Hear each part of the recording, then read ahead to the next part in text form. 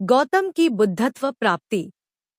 कपिलवस्तु के शाक्यवंशीय राजा शुद्धोदन और महिषी महामाया के पुत्र सिद्धार्थ गौतम, संस्कृत व हिंदी सिद्धार्थ गौतम ध्र 563 ईपू 487 ईपू का जन्म वैशाख पूर्णिमा के दिन लुम्बिनी के उपवन में स्थित एक सालवृक्ष के नीचे हुआ था, जब उनकी माता अपने माता पिता से मिलने अपने मायके देवदह जा रही था।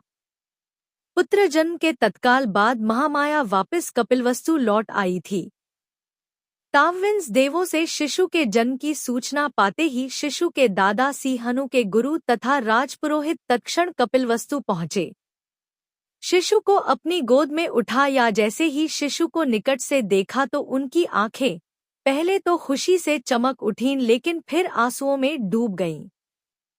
राजा शुद्धोदन द्वारा कारण पूछे जाने पर उन्होंने बताया था, यह शिशु बुद्ध बनने वाला है, इसलिए मैं प्रसन्न हूँ। किंतु दुख इस बात का है कि शिशु की बुद्धत्व प्राप्ति तक मैं जीवित नहीं रह सकूंगा। शिशु के जन्म के 5वें दिन उसके नामकरण के अवसर पर 108 ज्योतिषियों को आमंत्रित किया गया था, जिनमें 8 विलक्षण ज्योतिषी भी थे। उन 8 में से 6 राम, धज, लक्ष्मण, मंती, भोज और सुदंत ने यह भविष्यवाणी की थी कि वह शिशु या तो चक्रवर्ती सम्राट बनेगा या एक बुद्ध। किंतु सबसे कम उम्र के ज्योतिषी कोंडन का कथन था कि वह शिशु निश्चित रूप से एक बुद्ध बनेगा। शिशु का नाम सिद्धार्थ गौतम रखा गया। 7वें दिन सिद्धार्थ की माता का देहांत हो गया। तब उसके लालन पालन का दायित्व उसकी मौसी महाप्रजापति ने लिया। वह भी शुद्धोदन की एक रानी थी और उनका विवाह भी शुद्धोदन के साथ उसी दिन हुआ था जिस दिन महामाया का 16 वर्ष की अवस्था में सिद्धार्थ ने शाक्यों की एक सभा में अपने अद्भुत युद्ध कौशल दिखाए। सारभड़क जातक के अनुसार तो उन्होंने एक ऐसे धनुष को उठा अपने कर्तव्य दिखाए थे जिसे 1000 आदमी मिलकर भी नहीं उठा सकते थे। किंवदंती तो यह है कि उनके शौर्य से प्रसन्न हो उन्हें 40,000 शाक्य कन्याओं के हाथ प्राप्त हुए थे, जिनमें सुदबुद्ध की राजकुमारी बिंबा उनकी प्रमुख रानी बनी थी, जो बाद में राहुलमता के नाम से बौद्ध साहित्य में विख्यात है। बिंबा ही भद्दकच्छा, सुभद्रका और यशोधरा, हिंदी संस्कृत यशोधरा के नाम से जानी जाती है। 29 वर्षों तक थरब, ठसुरभ और ठसुब नामक प्रासादों में राजवैभव भोगने के बाद सिद्धार्थ संसार से विमुक्त हो संन्यास को उन्मुख हुए। कहा जाता है कि उन्होंने एक बार किसी रोगी को देखा और अनुभव किया कि हर कोई जो पैदा होता है रोग और व्याधि से पीड़ित होता रहता है। फिर उन्होंने किसी वृद्ध को देखा। इससे उन्हें यह विदित हुआ कि हर कोई जो जन्म लेता है कालांतर में वृद्ध भी होता है, उसके हाथ पैर शिथिल और जर्जर हो जाते हैं। फिर जब उन्होंने एक मृत को देखा तो यह ज्ञान पाया कि हर कोई जो जन्म लेता है एक दिन मृत हो अपने संसार और नश्वर शरीर को भी छोड़ जाता है। तब सारे सुख, सुविधाओं और वैभव की वस्तुएं निरर्थक हो जाती है। अतः संसार सारहीन है। अंततः जब उन्होंने वैभव का त्याग कर सत्य का अन्वेषण कर रहा था तो उन्होंने भी संसारिकता का परित्याग कर संन्यास वरण कर गृहत्याग किया। शाक्य, कोली और मल्ल राज्यों को पार कर सन्यासी के रूप में वे राजगीर आदि स्थानों पर भटकने लगे। इसी क्रम में उन्होंने अकारक्काम और उद्धक्राम पुत्र को अपना गुरु बनाया, किंतु उनके दर्शन व विचार से वे संतुष्ट नहीं हुए। अतः वे उरुवेका के सेनानीगाम पहुंचे और 6 वर्षा तक 5 भिक्षुओं के साहचर्य में कठिन तपस्या की। कठिन चरम तप 2 मार्ग की अनुपभुक्तता जान पुन वे साधारण भोजन ग्रहण करने को प्रेरित हुए, जिससे खिन्न हो उनके 5 भिक्षुमित्र खिन्न हो उनका साथ छोड़ सारनाथ के इसिपत मिगदात को प्रस्थान कर गए। सिद्धार्थ की साधारण भोजन ग्रहण करने की इच्छा सुजाता नाम की एक कन्या ने सोने की कटोरी में खीर अर्पित कर पूरी की। वह दिन वैशाख पूर्णिमा का था।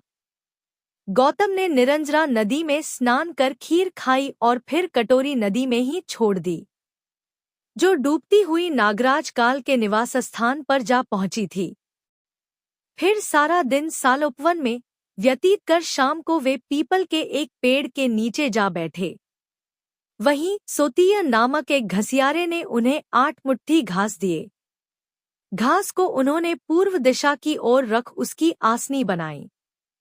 फिर उस पर बैठकर उन्होंने यह प्रतिज्ञा की कि जब तक वे बोधि नहीं प्राप्त करते तब तक वहां से नहीं उठेंगे। उनकी प्रतिज्ञा के तेज से महाब्रह्म और सारे देव उनके सामने प्रकट हो उनकी स्तुति करने लगे, किंतु उनकी दृढ़ मार शैतान ने उन पर आक्रमण किया, जिसके भय से सारे देव वहां से भाग खड़े हुए। मार से उनकी रक्षा तब केवल 10 पारमियों ने की। इन पारमियों को उन्होंने बोधिसत्व बनने के बाद के 550 जन्मों के कठिन संघर्ष के क्रम में अर्जित किया था। पारमी 10 होते हैं दान, शील, नेक्खम या नौकम्रम, प्रज्ञा, वीर्य, खंति या धैर्य, सत्य, अधिष्ठान, मेत्ता या मैत्रेय और उपेक्षा या संभाव अथवा अनासक्ति। गौतम से परास्त हो जब मार और उसकी सेनाएं भाग खड़ी हुई तो सारे देवों ने विजेता की जय जयकार की। तप में लीन गौतम ने रात के पहले प्रहर में अपने पूर्व जन्मों को जाना, दूसरे प्रहर में दिव्यचक्षु को पाया, तीसरे प्रहर में परिच्छ मुक्पाद के ज्ञान को और अंततः प्रत्युषकाल में संबोधि की प्राप्ति की। ज्ञान को जिससे वे पच्चेक प्रत्येक बुद्ध बने।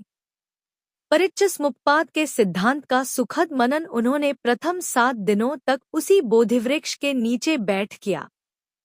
दूसरा सप्ताह उन्होंने अजपाल निग्रोध वृक्ष के नीचे बिताया, जहां उनकी भेंट एक घमंडी ब्राह्मण से हुई थी और जहां उन्होंने मार की 3 कन्याओं को परास्त किया था।